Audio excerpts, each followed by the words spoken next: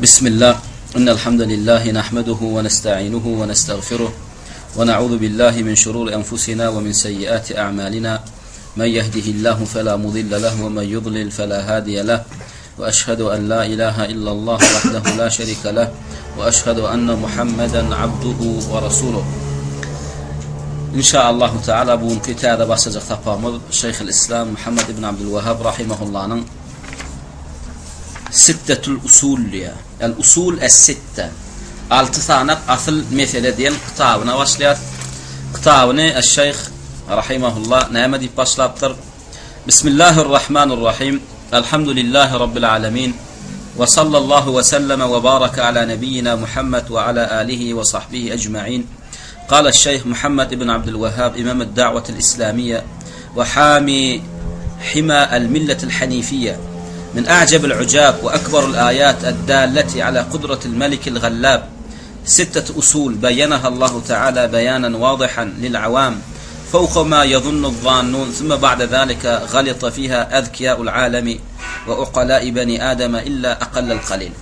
نام رحمن ورحيم ولن الله تعالى أعدو لنام الله تعالى آلم جهن رب ولن الله تعالى حمد وثناء رأيته ومحمد صلى الله عليه وسلم نام ثلاث رأيته والصحابة لن همتنا شغول قدر دليا نام ديدي إسلام دعوتنا وأنا حنيفي ملتنا توحيد ملتنا حماثني غوران حامي حمادية نام حنيفية ملتنا توحيد ملتنا نام غوران إسلام دعوتنا القرآن نام محمد بن عبد الوهاب رحمه الله نام ديا الثحمة غورا دنيوي ترجمة الثلام زفا بيدنيك وليا شنو حماية محمية ديانا نام ديا من أعجب العجاب يعني إن جن ذات يا من أعجب العجاب جن ذات نعم جن يا بذ إن جن خيران غال ريان ذات نعم وأكبر الآيات وآيات لرن دليل لرن نعم إن أولوري دلالة على قدرة الملك الغلاب الله تعالى الملك الله تعالى عادي الغلاب يعني وصف غلاب نعم هربر ذات ينجي غلبة ذنن الله تعالى نعم ينجيك الله تعالى نعم Allah Teala'nın emri hemmede galip. Allah hemmeden yukarıda, Allah hemmeden güçlü. En ulu ayetler, en ulu delillerim şu Allah Teala'nın näme kudretini delalet etýän näme ayetler. Allah Teala'nın näme ibadetde birlenýän näme anlatýan ayetler. Şularda näme sana ýene has aýdyn bolar Allah Teala'nın näme hemme zatdan uludygyny, qadirdygyny näme anlatýan ayetleri düşünür ýalyk, şoňa ýeter ýalyk sittet usulli, 6 sanak näme bir asıl mesele var. شو düşünüyorsun diye. O asıl mesela näme beyyanaha Allahu Teala beyan etti Allah Teala beyanan vadihan. Näme şeyler var açık beyan etti diye. Onda şek şübhe gumurtuk zat koymadı diye. Ödem näme ilimler şuna lil avam diye. Hatta am adamlar oku bilim bilmeyen adamlarım düşünöyin diýse diye şolary da düşünülecek derecede Allah Teala näme ödü beyan etti diye bir ödünün ibadeti hakkyllygyna ona ikilik etmekliğin bolmaýanlygyna şirk getirmekliğin bolmaýanlygyna bir haqqy bileýin şu iki meselede diýen adama oku bilim bolmasa da bir alim bolmasa da Allah Teala'nın ödü Kur'anyň üstülen Peygamberimiz sallallahu aleyhi ve sellem üstülen dol açıkladı diye. Fawqa ma yadhunnu zannun guman etýänlerin guman edişinden hem ýokardy diye. Yani sen pikir edişinden hem ýokardy diye. Yani Allah Teala şu tevhid meselesini, şirk meselesini şeyler beyan etti diye sen pikir edişinden hem yukarıda beyan etti diye. Şu gün doğup durqa, şu günün günlüğünü, iyiligini görkezmekli için delil gerekme. Yani Allah Teala şon ýalyk beyan edenlerdi pikir etsen de şonun maňyrda beyan etti diye. Düşündüňmi? Yani acabul min a'jabul ujab diýdi. Yani gengalar ýanda adam näme diýdi?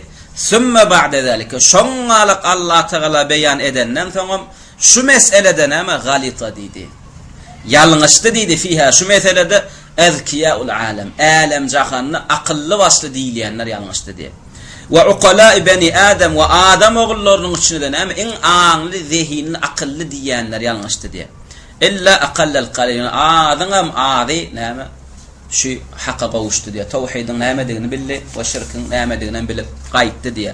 Ýöne Allah Taala näme sen guman edişinden hem ýokarda näme beyan etdi diýe şu meseleni. Hiç şek şübhe galar ýalyk etmedi diýe. Bir adama Allah Taala'nın ibadeti haqqyllygyna we şirkin edilmeli dälligine ýöne şonno da bidigen gallar ýanlat näme diye dünýäde näme ýiti diýilýän adamlar ýa adam oglunyň içinde akylly bilimli diýilýänler näme adajygy diýmeden köpüsi şu meselede näme ýalňyşdylar diye tawhidin näme diýen bilmediler şirkin näme diýen bilmediler diye bul näme Şeyh Hafiz rahimahullah söýdi metni inne bu näme şerhi açıklaya ibn Şeyh Fawzan näme diýip başlaýar Bismillahirrahmanirrahim Elhamdülillahi Rabbil alemin ve sallallahu ve sellem ve baraka ala nebiyyina Muhammed ve ala alihi ve sahbihi ecma'in.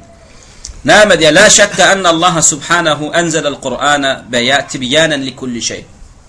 Şek şübhe yok diye la şek yani şek şübhe yok diye Allah Teala Kur'an'ı indirdi diye ve nâme her bir zadi beyan etmekle üçün diye. Yani dünya ve ahiretimizde Adam oğluna näme zat peyda verecek bolsa şonu beyan etti diye. Ve näme zat bize ziyan verecek bolsa şonun beyan etti diye. Peyda ziyan meselesinde Allah Teala näme zat koymadı Kur'an'ı tibyanini her bir zadynyň näme beyanını etdi, açıkladı, aydınladı. Şek şübheli gumurtuk zat koymadı. Ve enne Rasul sallallahu aleyhi ve sellem beyyana hada el-Kur'an beyanen şafiyen. Ve Muhammed sallallahu aleyhi ve sellem näme bu Kur'an'ı bize açıkladı. Zat koymadı. Beyanen şafiyen yeterlik derecede. Rasulullah'ın açıklamaklığından son biz hiç kimin näme Kur'an'ı açıklamaklığına muhtaç değil. Rasulullah'ın açıklamadık zadyny kim açıkladı da biz anlamadık. Yani Rasulullah'ın vazifesi näme şu Kur'an-ı Kerim'i näme açıklamakdı.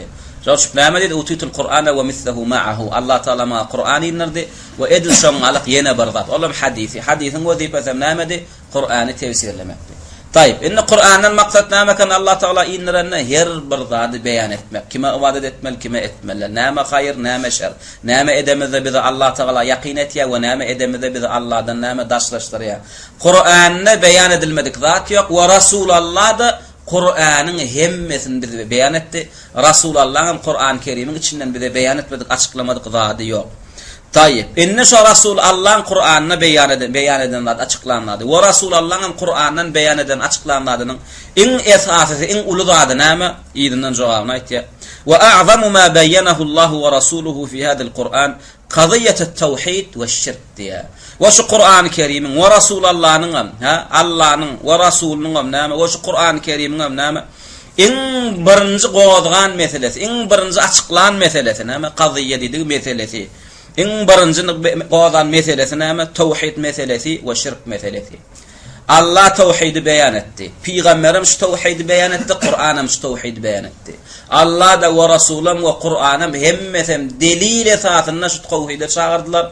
Tawhid meselesinde bilinmeýän näme şu şekli şu böyle gumurtuk açılmadyk zat kalmadı. Ve Allah Teala da ve Peygamberim ve Kur'an'ım näme şirkden gaýtardy we şirk meselesinde de näme açıklanmadık, beyan edilmedik zat kalmadı. Enne Allah'ın buyruklarının içinde birinci buyurulan zat näme eken? Tawhid. Ve açıklanan zatlaryň içinde de en birinci açıklanan zat näme eken? Tawhid eken.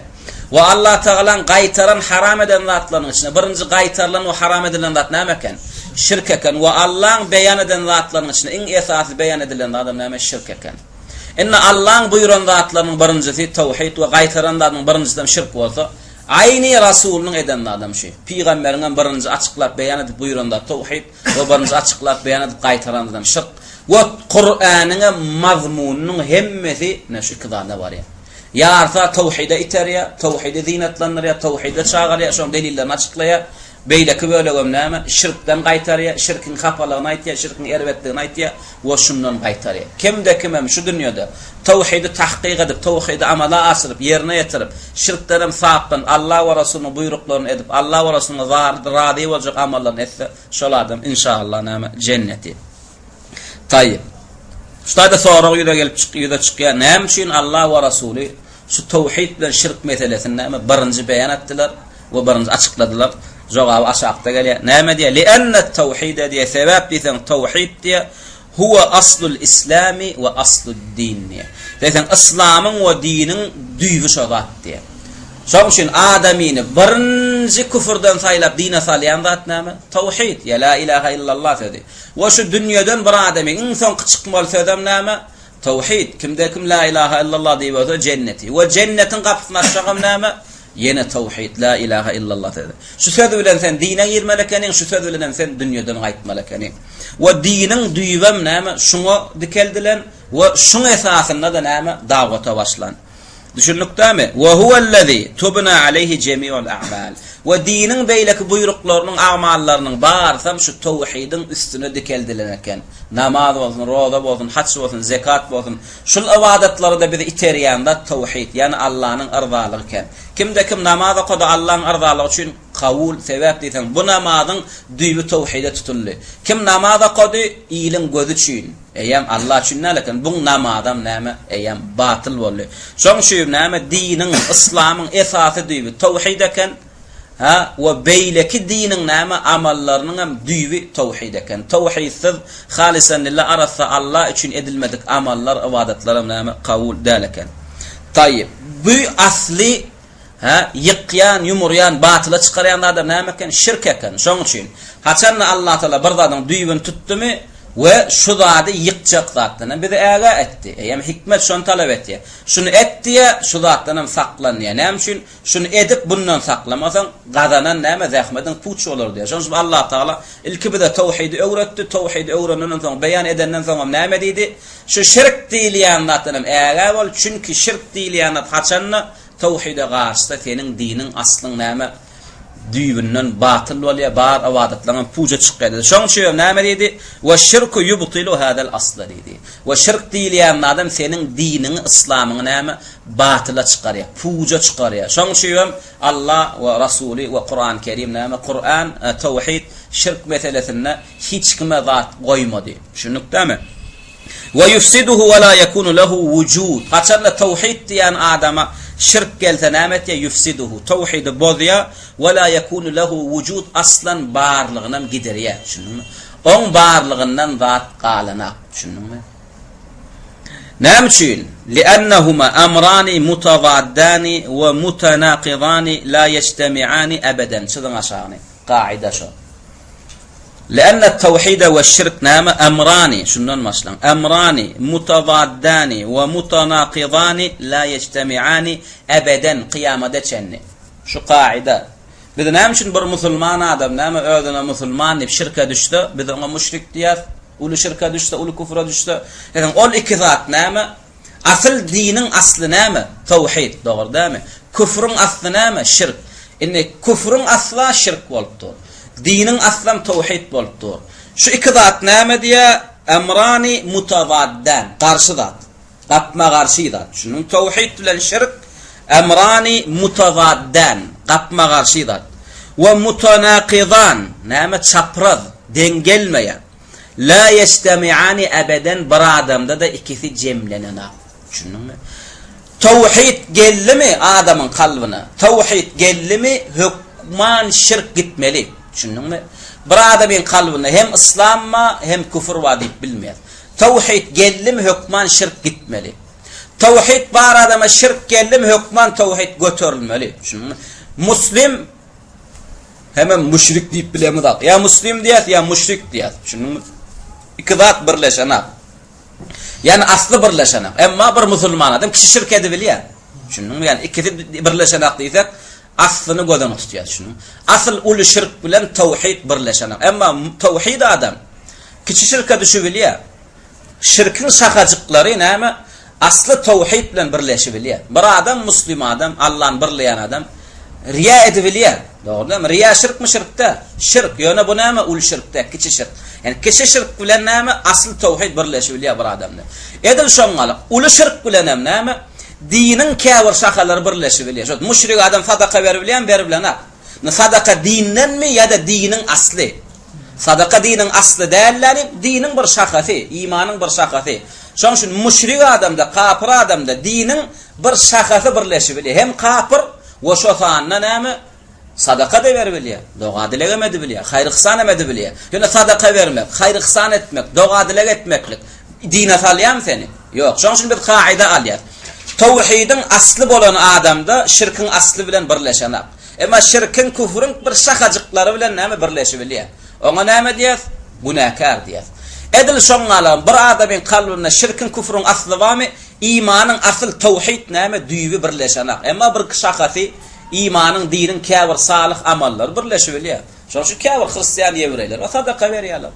Köçe gurýarlar, köpür gurýarlar, yetimlere teretýärler. Bu zatlar imanyň şakatyndan. Ýöne küfür bolsa näme kafir, müşrik bolsa jemlenşi billi. Bular asli imandanlar. Emma bir adam tawhid adam, muvahhid adam qasam içibilýär Allahdan